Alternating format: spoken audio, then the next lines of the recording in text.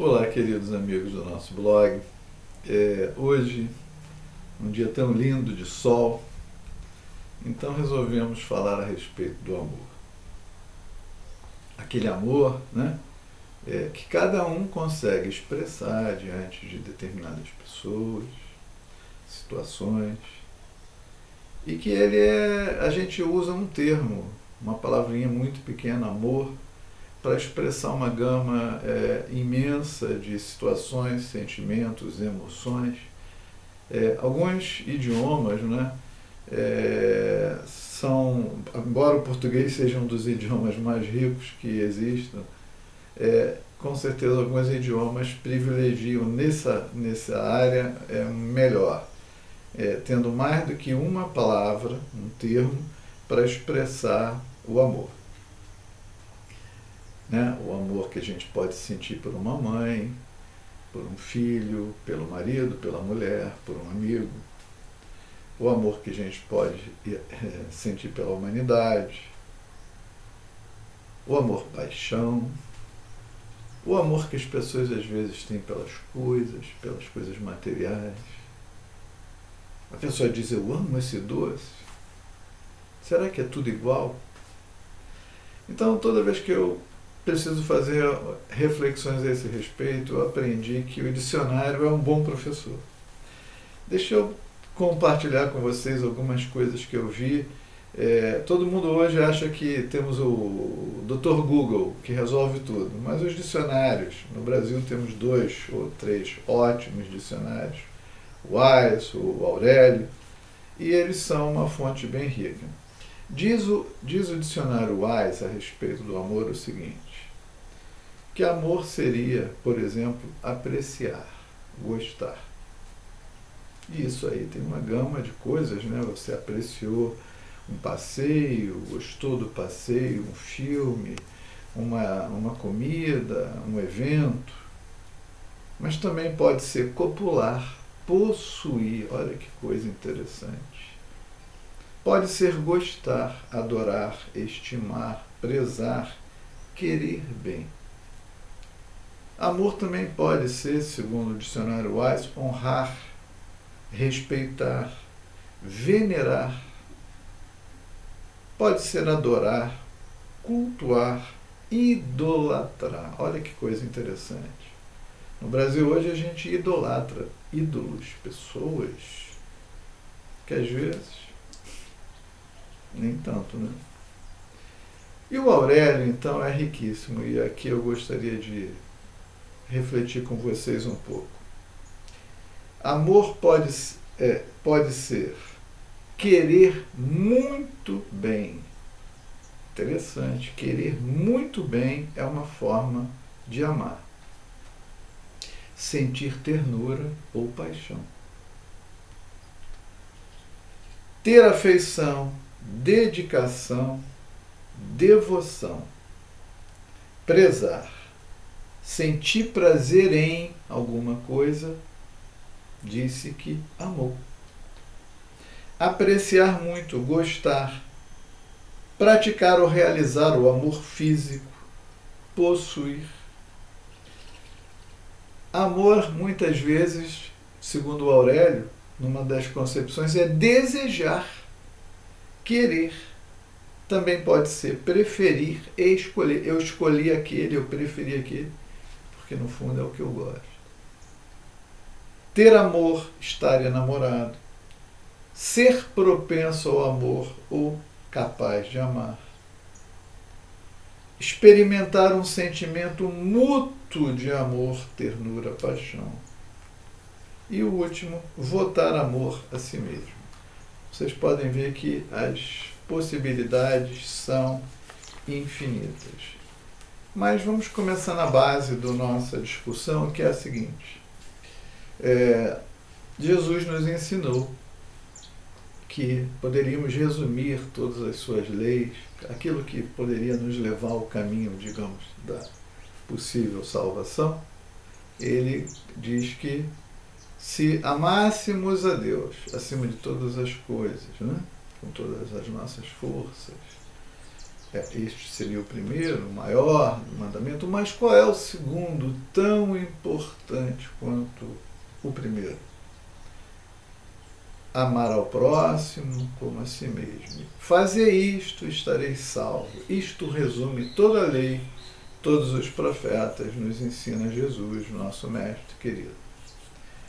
E aí eu faço uma pergunta que eu considero básica, que é a seguinte: a maioria de nós verdadeiramente se ama? A maioria de nós verdadeiramente se ama?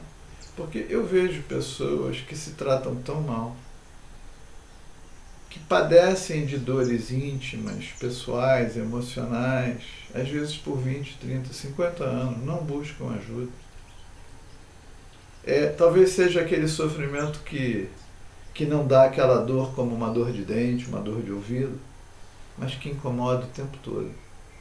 E a pessoa lida com aquilo, mas não tenta resolver. Isto eu acho que é um ato de desamor. E uma pessoa que não se ama, uma pessoa que tem vícios, que destrói a sua própria saúde, a sua própria harmonia, o seu próprio equilíbrio através de uso regular, às vezes abusivo, exagerado, de substâncias tóxicas, bebida, álcool, drogas. Uma criança, um jovem que não é estimulado e não compreende o valor da escola, do estudo, e que planta para si uma vida de dificuldades, dores, necessidades, limitações. Esta criança se ama, esse jovem se ama. Ele foi ensinado a se amar. Os pais conseguiram passar isso para ele não como ameaça: se você não estudar, você vai ser burro, você não vai ser nada. Não, não é isso. A importância de colocar para ele que o conteúdo da escola, assimilado de forma correta, o qualifica para o bom emprego, para o bom salário, para a vida digna, para ter acesso às coisas materiais que ele possa necessitar e viver com dignidade através do trabalho, sem ser um dependente social. Então, a questão do amor ela é muito ampla, as pessoas falam sobre isso. Temos discutido com os amigos sempre a nossa preocupação. Chico sempre diz assim, o Chico Xavier: a tarefa mais importante da casa espírita é a evangelização. Porque tem que começar na base, na criança, né? Nós precisamos começar lá na base, na criança, a incutir a essência da proposta da existência, da vida, para que a partir dali o indivíduo exerça o seu livre-arbítrio, que é a característica do ser humano. E aqui a gente faz um parêntese, né? Pois o que a gente observa, né, é que muitas pessoas hoje nem agem como seres humanos. Nós ainda estamos num comportamento animalizado. Evangelizar, a proposta a qual estou vinculada, a proposta de Eurípides Barçanufo, da evangelização do espírito, não de espíritas, não é? Porque a proposta, no fundo, é que cada um seja da sua maneira. O chinês tem sua maneira de ser, o africano tem sua maneira de ser, os brasileiros, países imensos, lugares enormes, com características regionais. Como dizem os espíritos a Kardec, o espiritismo não é a religião do futuro, mas os conceitos do espiritismo serão absorvidos pela religião. Quando as religiões absorverem a reencarnação, filosoficamente, etc., tudo mais ou menos se encaminha, se resolve, né? O homem se percebe, combatendo o materialismo, percebendo-se um espírito numa experiência humana encarnada, mas espírito sempre, que vai ter uma continuidade. É isso. Mas quando estamos falando de amor, de humanidade, tem seres humanos hoje que ainda não conseguem expressar nada além de gestos, atos animalizados. Da mesma forma como as leoas caçam, e o leão dominante, o alfa, chega lá e se ele estiver com fome ele come toda a comida e elas têm que aceitar, e elas aceitam isso porque ele é o que vai produzir a vida. O instinto diz que ele é o que tem que sobreviver. E a gente continua hoje agindo como leão,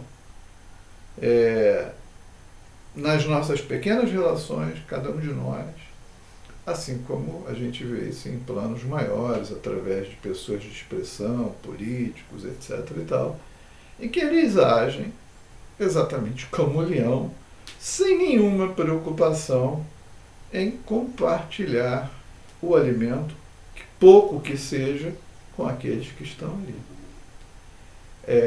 Compartilhar é um ato de humanidade, é um ato de amor.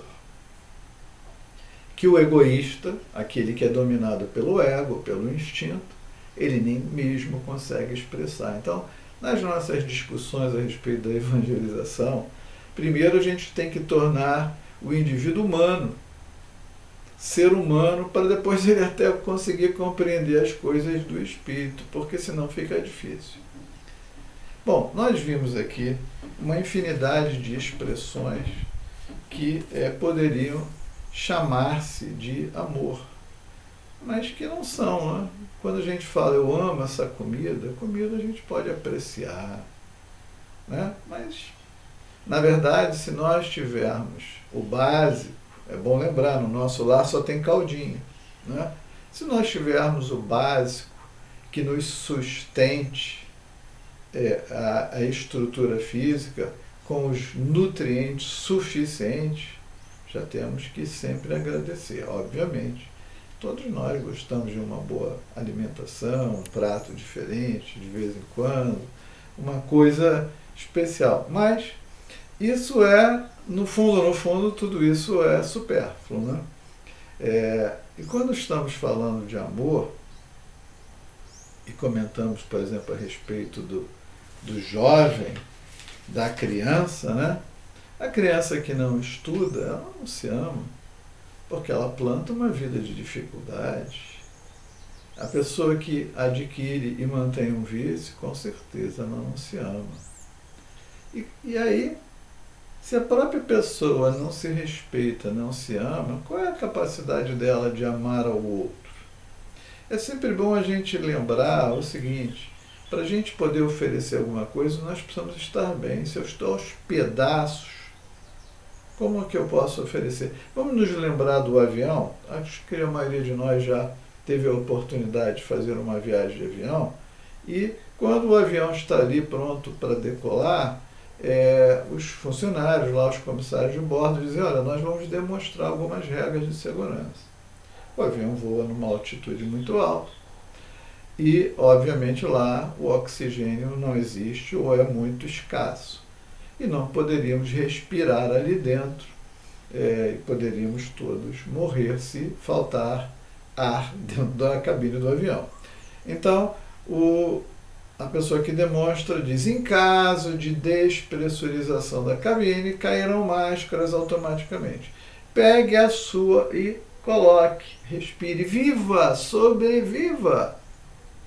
Fique bem, e depois que você estiver vivo, sobrevivendo, ajude o próximo que está ao seu lado. Pode ser uma criança, pode ser alguém com dificuldade, um idoso. Então, esse é o ponto crucial. A base do amor precisa começar a partir do indivíduo que se respeita, que cuida de si, não da forma egoísta, né? Não é isso que estamos falando, mas da pessoa que se respeita, cuidando do corpo, cuidando do espírito, cuidando das suas coisas, não se tornando dependente de nada nem de ninguém. Quando eu estou pronto, livre, eu estou pronto para me cuidar de mim e dar alguma coisa de mim aos outros. Esse é o amar ao próximo. E o amar ao próximo, obviamente, ele é relativo. O nosso Evangelho segundo o Espiritismo consagra quase todo ele falando do amor. No capítulo 11 fala exatamente do amar ao próximo como a si mesmo, que nós temos comentado aqui. Agora, no capítulo 12, quando ele fala de amar os vossos inimigos, ele mostra, ou nos leva a uma reflexão interessante, que diz o seguinte, logo no item 3. Se o amor do próximo é o princípio da caridade, amar aos inimigos é a sua aplicação sublime, porque essa virtude constitui uma das maiores vitórias conquistadas sobre o egoísmo e o orgulho. Só que agora ele faz uma observação que as pessoas às vezes desconsideram. Não obstante, geralmente nos equivocamos quanto ao sentido da palavra amor, aplicada a esta circunstância. Jesus não pretendia, ao dizer essas palavras, que se deve ter pelo inimigo a mesma ternura que se tem por um irmão ou por um amigo. A ternura pressupõe confiança. Ora, não se pode ter confiança naquele que se sabe que nos quer mal. Não se pode ter para com ele as efusões da amizade, desde que se sabe que é capaz de abusar delas. Entre as pessoas que desconfiam umas das outras, não podem haver os impulsos de simpatia existentes entre aquelas que comungam nos mesmos pensamentos.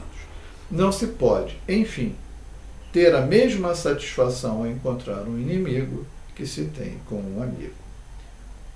E aí ele diz assim, né? Aquela história, o meu santo não combina com o dele. É verdade. O que diz Kardec aqui? Esse sentimento, por outro lado, resulta de uma lei física, a da assimilação e repulsão dos fluidos. O pensamento maléfico emite uma corrente fluídica que causa penosa impressão. O pensamento benévolo envolve-nos num eflúvio agradável. Daí a diferença de sensações que se experimenta a aproximação de um amigo ou de um inimigo.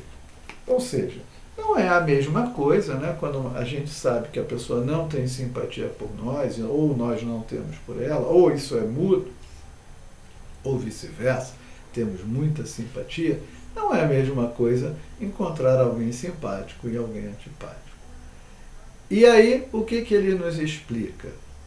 Que exatamente voltando às várias possibilidades ou da limitação da expressão da palavra em português que chamamos de amor. Muitas vezes, diante de certas pessoas, que às vezes são pessoas muito próximas da família, que pode ser o pai, a mãe, o filho, a filha, o marido, o primo, tio, irmão, irmã. Às vezes, se estabeleceram no passado grandes diferenças, grandes adversidades, às vezes ódios.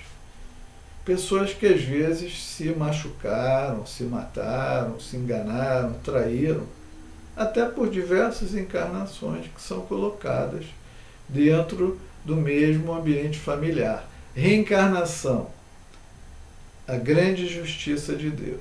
E aí, obviamente, que quando essas pessoas ficam juntas, elas têm dificuldade. E aí, obviamente, o que nos diz o Evangelho? Que nesses casos, nem sempre é possível aquelas expressões imensas de carinho, de amor, porque existem. A pessoa está sempre com o pé atrás.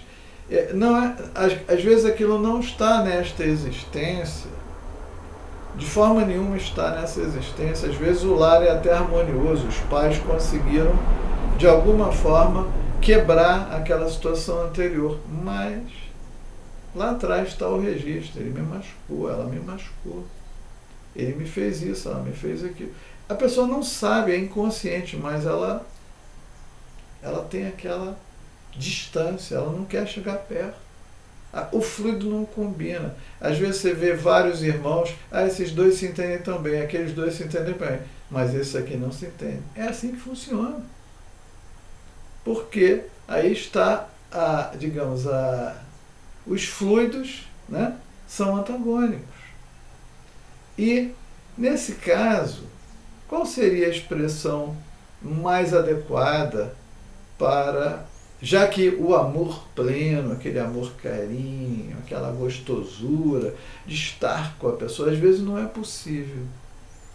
Então, diz o nosso Evangelho com muita sabedoria que nesses casos, tolerar, suportar, são palavras que expressam amor. O amor possível naquele estágio de relação, de emoções, de sentimentos entre aqueles seres.